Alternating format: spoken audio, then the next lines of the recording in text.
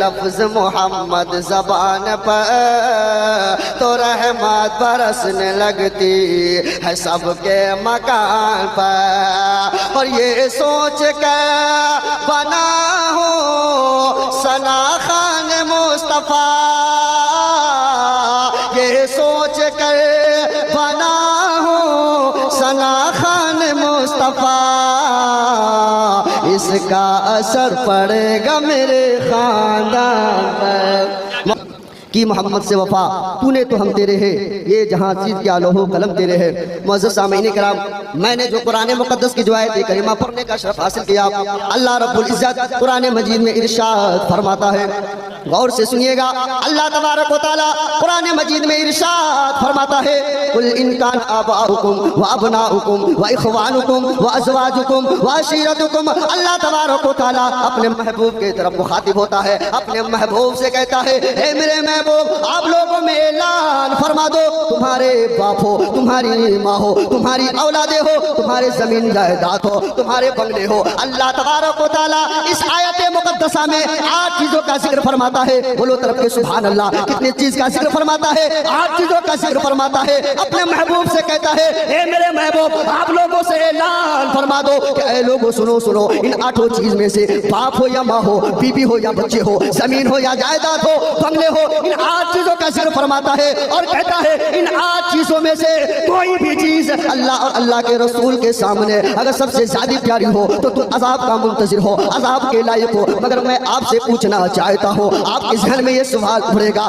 آپ کے ذہن میں یہ سوال آئے گا، مولانا صاحب کون ایسا انسان ہے جس کو اپنے باپ سے محبت نہیں ہے؟ کون ایسا انسان ہے جس کو اپنی ماں سے محبت نہیں ہے؟ کون ایسا انسان ہے جس کو اپنی بیوی سے محبت نہیں ہے؟ کون ایسا انسان ہے جس کو اپنی اولاد سے محبت نہیں ہے؟ کون ایسا انسان ہے جس کو اپنی زمین سے محبت نہیں ہے؟ کون ایسا انسان ہے جس کو اپنے بنگلے سے محبت نہیں ہے؟ مگر اے لوگوں سنو سنو، اللہ یہ نہیں فرماتا کہ باپ سے محبت نہ کرو، اللہ یہ نہیں فرماتا کہ ماں سے محبت نہ کرو، اللہ یہ نہیں فرماتا زمین و جائیداد سے محبت نہ کرو، اللہ فرماتا ہے ان 8 چیز سے محبت کرو، مگر ان 8 چیز سے زیادہ اللہ اور اللہ کے رسول سے محبت کرو۔ اعلیٰ حضرت لکھتے ہیں، اعلیٰ حضرت لکھتے ہیں، اعلیٰ حضرت اپنے لکھتے ہیں، اور کوئی غیب کیا، اعلیٰ حضرت لکھتے ہیں، کون دیتا ہے دینے کو منہ چاہیے، دینے والا ہے سچا ہمارا نبی۔ اب حضرات گرامی میں آپ سے سوال کرنا چاہتا ہوں، محبت رسول کی بات آئی میں ایک صحابی رسول کی بارگاہ میں لے جانا چاہتا ہوں۔ حضرات گرامی تمام صحابہ کرام کا مجمع لگا ہوا ہے، میرے آقا وہی موجود ہے،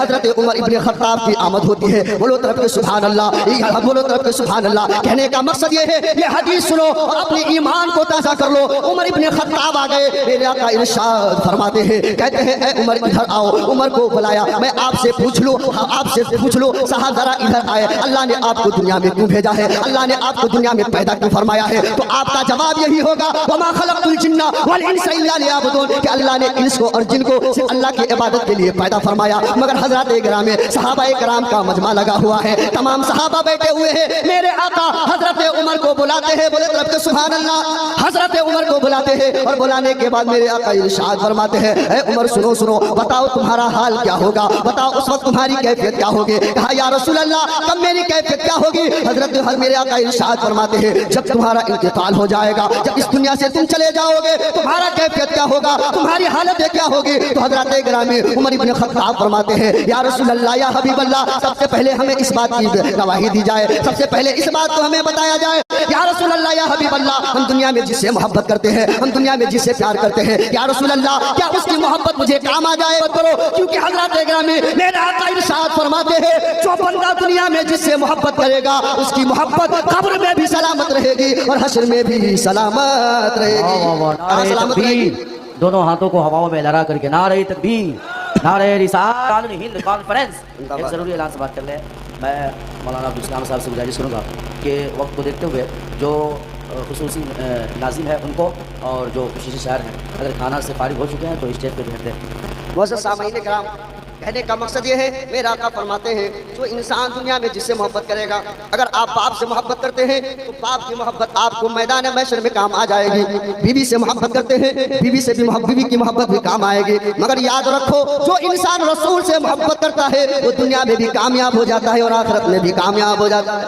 حضرت عمر بن خطاب فرماتے ہیں یا رسول اللہ ہمیں بتایا جائے کہ ہم جس سے محبت کرتے ہیں اس کی محبت کام آئے گی یا نہیں آئے گی؟ میرا آقا ارشاد فرماتے ہیں، او عمر سنو سنو، اس کی محبت قبر میں بھی سلامت، حشر میں بھی سلامت۔ حضرت عمر ابن خطاب فرماتے ہیں، یا رسول اللہ، یا حبیب اللہ، مرنے کے بعد عمر کے ساتھ کیا ہوگا یہ عمر سنبھال لے گا۔ مگر یہاں میں رک کر آپ کو ایک جملہ کہنا چاہتا ہوں، او مسلمانوں سنو سنو، جس نبی کی آمد پہ تم جلوس نکالتے ہو، جس نبی کی آمد پہ تم جھنڈیاں لگاتے ہو، کبھی ان کا اخلاق آپ نے پڑھا، ان کا کردار آپ نے پڑھا؟ آج مسلمانوں پہ طرح طرح کی ظلم کے پہاڑ ڈھائے جا رہے ہیں، طرح طرح کے ستم ڈھائے جا رہے ہیں۔ آخر معاملہ کیا ہے حضرات گرامی؟ اللہ کا تو فرمان ہے مومن ہی کامیاب ہے، مومن کے لیے ہی بھلائی ہے، مگر آخر مسلمان پہ ظلم کیوں ہو رہا ہے؟ مسلمان کیوں ستائے جا رہے ہیں؟ تو آپ کو کہنا ہوگا کہیں نہ کہیں ہمارے میں کمی ہے، کہیں نہ کہیں کمی ہے۔ تو حضرات گرامی وہ کمی کہاں ہے؟ آؤ میں آپ کو بتاتا چلو۔ حضرت عمر ابن خطاب، وہ عمر جن کا نام سن کر کے شیطان اپنا راستہ بدل لیتا تھا، وہ عمر جن کا نام سن کر کے قیصر و کسریٰ لڑ جاتا تھا، وہ عمر حضرات گرامی جن کا نام سننے کے بعد شیطان اپنا راستہ بدل لیتا تھا، وہ عمر ابن خطاب جس نے آدھی دنیا پہ حکومت کی ہے۔ کہنے کا مقصد یہ ہے حضرت عمر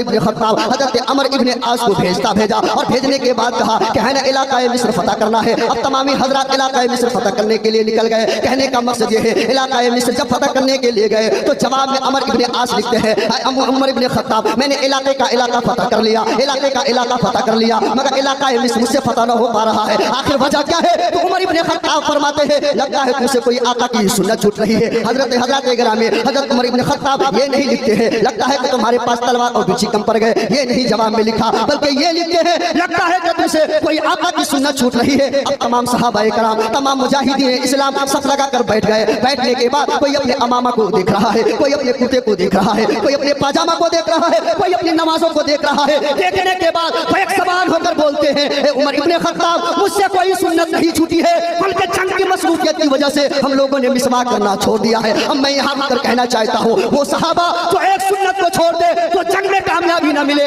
آج کا مسلمان فرض چھوڑ چکا ہے، آج کا مسلمان واجب چھوڑ چکا ہے، آج کا مسلمان سنت چھوڑ چکا ہے۔ وہ صحابہ اگر سنت چھوڑ دے تو کامیابی نہ ملے۔ آج کا مسلمان فرض چھوڑ کر چاہتا ہے کہ ہمیں کامیابی مل جائے، کامیابی نہیں ملے گی۔ اگر کامیابی چاہتے ہو تو نماز پڑھو، کامیابی چاہتے ہو تو فرض کی ادائیگی کرو، کامیابی چاہتے ہو واجبات کی ادائیگی کرو۔ حضرات گرامی عمر ابن عاص صف لگا کر کے جب کہنے لگے کہ مجھ سے آقا کی سنت چھوٹ رہی ہے، جنگ کی مصروفیت کی وجہ سے ہم لوگوں نے مسواک کرنا چھوڑ دیا ہے، عمر ابن عاص کہتے ہیں کہ ہم فجر کی نماز بعد میں پڑھیں گے، پہلے آقا کی سنت کو زندہ کریں گے۔ اب تمام صحابہ کرام اہل صبح مسواک کر رہے ہیں دریا کے کنارے، تمام مجاہدین اسلام بیٹھ کر مسواک کر رہے ہیں۔ اب دشمنان اسلام قلعے پہ کھڑے ہو کر کے کیا دیکھتے ہیں کہ جو مسلمان ہیں، جو مذہب اسلام کے ماننے والے ہیں، وہ صف لگا کر کے دریا کے کنارے ہے نا مسواک کر رہے ہیں، سنت مصطفیٰ کو زندہ کر رہے ہیں۔ دوڑتے ہوئے آتے ہیں اور آنے کے بعد کہتے ہیں اسی میں بھلائی ہے کہ آپ صلح کا جھنڈا لہرا دے، صلح کا جھنڈا پھہرا دے۔ اب حضرات گرامی کہنے کا مقصد یہ ہے جو دشمنان اسلام قلعے پہ کھڑے ہو کر دیکھے اور دیکھنے کے بعد اپنے بادشاہ سلامت سے کہہ رہے ہیں کامیابی اسی میں ہے کہ صلح کا جھنڈا لگا دیا جائے، صلح کا جھنڈا پھہرا دیا جائے۔ اب حضرات گرامی تمام مجاہدین اسلام مسواک کیا، مسواک کرنے کے بعد